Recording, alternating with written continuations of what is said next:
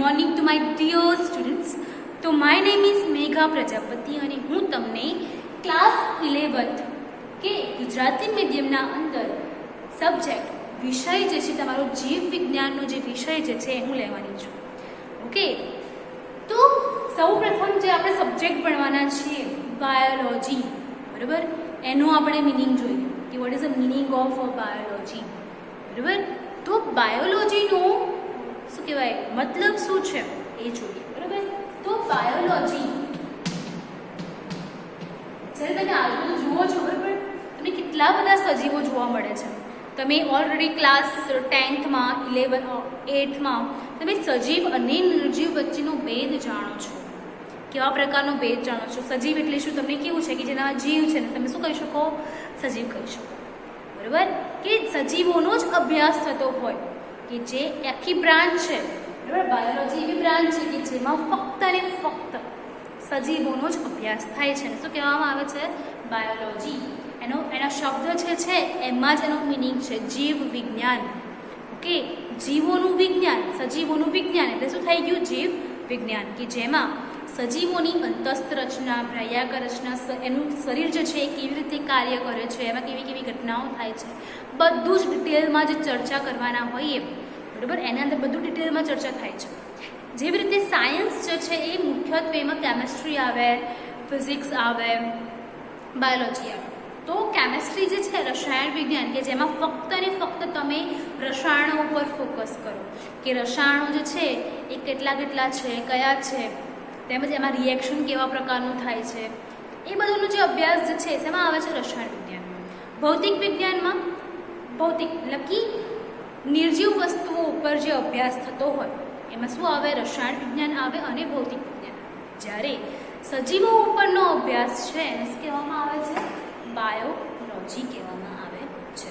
જ્યારે આ બાયોલોજીનો શબ્દ જે છે બાયોલોજી, જ્યારે આ બે વસ્તુ જે આખા શબ્દ જ્યારે આપણે અલગ પાડીએ, બરાબર, શું થાય? બાયોસ અને લોજી.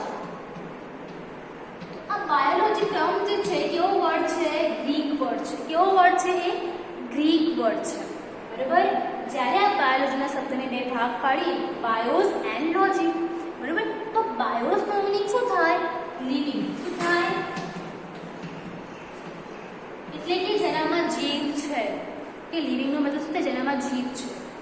લોજી મતલબ ટુ સ્ટડી. આનો મતલબ શું થાય? To study the living things. Okay, જીવ વિશેનો અભ્યાસ તો શું થઈ ગયો? જીવ વિજ્ઞાન.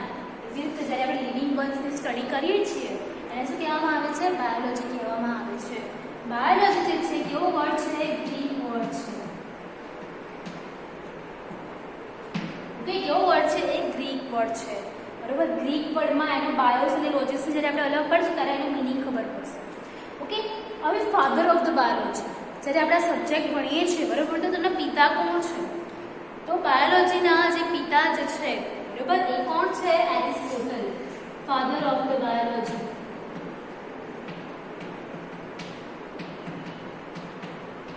શું નામ છે એનું? એ સાયન્ટિસ્ટનું નામ શું છે? એરિસ્ટોટલ.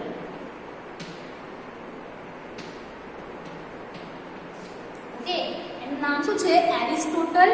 અને એમને હિન્દીમાં શું કહેવામાં આવે છે? અરસ્તુ. હિન્દીમાં એનું નામ શું છે? અરસ્તુ. ઓકે, એરિસ્ટોટલ જે છે એ ફાધર ઓફ બાયોલોજી છે, જીવ વિજ્ઞાનના પિતા છે. અને એમને હિન્દીમાં શું કહેવામાં આવે છે? અરસ્તુ કહેવામાં આવે છે. હવે જે છે એ બાયોલોજીની બ્રાન્ચ છે એમાં કેવા છે? સજીવોનો અભ્યાસ છે. તો સજીવોને મુખ્યત્વે એની બાયોલોજીની મુખ્યત્વે બે બ્રાન્ચીસ છે. કઈ કઈ બ્રાન્ચીસ છે જોઈએ. બાયોલોજી જે છે એ મુખ્યત્વે બે બ્રાન્ચીસ છે. તમને બધાને ખબર જ છે કે સજીવમાં સાથે તેનો સમાવેશ થાય વનસ્પતિઓ, પ્રાણીઓ, સૂક્ષ્મ જીવોનો સમાવેશ થાય છે. બરાબર, તો એમાં જે બાયોલોજી જે છે એ મુખ્યત્વે બે બ્રાન્ચીસ છે. કઈ કઈ છે? પ્રાણીશાસ્ત્ર તેમજ વનસ્પતિ શાસ્ત્ર.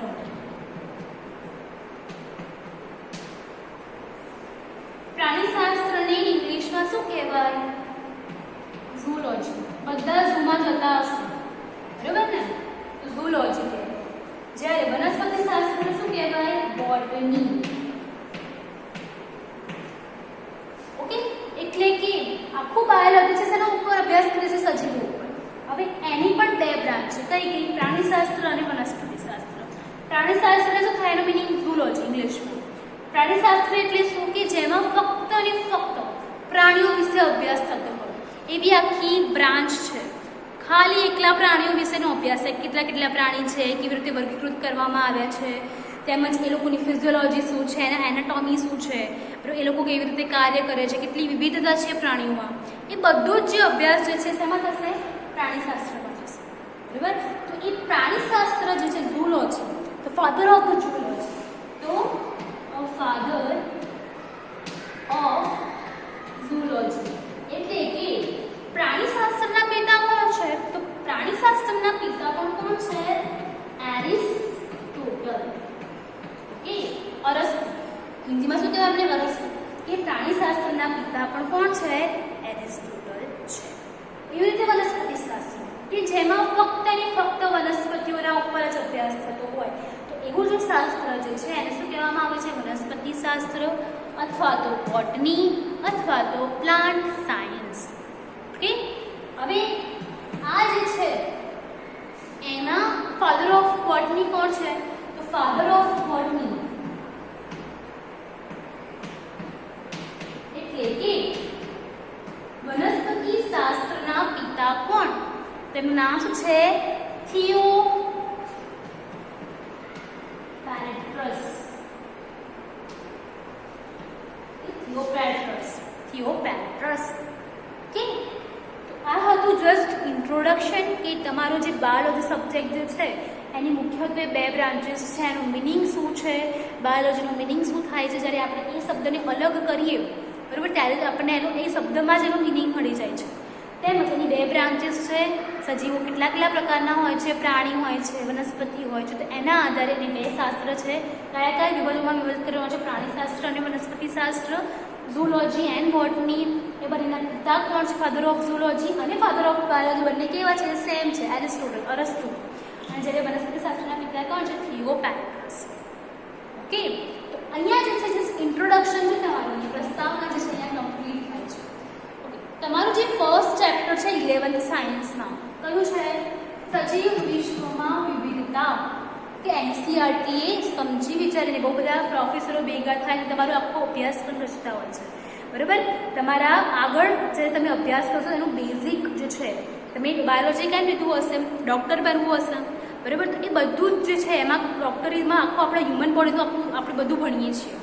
તો ઇન શોર્ટ કે આપણે જે છે એ બાયોલોજી સબ્જેક્ટમાં સૌથી પહેલું જે છે સજીવ વિશ્વમાં વિવિધતા, એટલે કે સજીવોમાં પણ કેવી વિવિધતા છે, બરાબર? એના વિશે જે છે સૌ પ્રથમનું તમારું ચેપ્ટરનું નામ છે. અને એમાં પણ આપણે ચેપ્ટર નંબર 1 ભણવાના છે સજીવ વિશ્વ, ધ લિવિંગ વર્લ્ડ, બરાબર?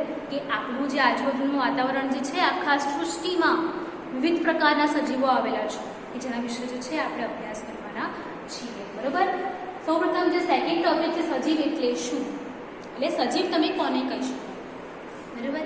સજીવ તમે કોને કહી શકો? કે જેનામાં જીવ છે, બરાબર? જે વૃદ્ધિ કરતો હોય, જે પ્રજનન કરતો હોય, બરાબર? જે જૈવિક ક્રિયાઓ કરતો હોય, બરાબર? એને તમે શું કહી શકો? સજીવ કહી શકો. હવે જે છે તમારું જે આ ટોપિક જે સજીવ એટલે શું, એમાં જે છે આપણે ચોક્કસ પ્રકારના લક્ષણો જોઈશું કે સજીવના ચોક્કસ લક્ષણો હોય છે. તો કયા લક્ષણોને તમે કહી શકો કે હા એક ચોક્કસ પર્ટિક્યુલર લક્ષણ જે છે એ ફક્ત ને ફક્ત સજીવોમાં જોવા મળે, નિર્જીવોમાં જોવા મળે નહીં, બરાબર? તો આપણે કેટલાક લક્ષણો જે છે એના વિશે જે છે આપણે આગળના સેશનમાં ચર્ચા કરીશું. એમાંનું જે એક લક્ષણ જે છે શું છે? હલનચલન. સજીવ જે છે એ હલનચલન કરી શકે છે, એક લક્ષણ છે, બરાબર? હલનચલન કરી શકે છે સજીવ. તો હવે આ ચોક છે, તો આ જે છે મુવમેન્ટ થઈ, હલનચલન કર્યું, બરાબર? તો શું આને સજીવ કહેવાય? ના.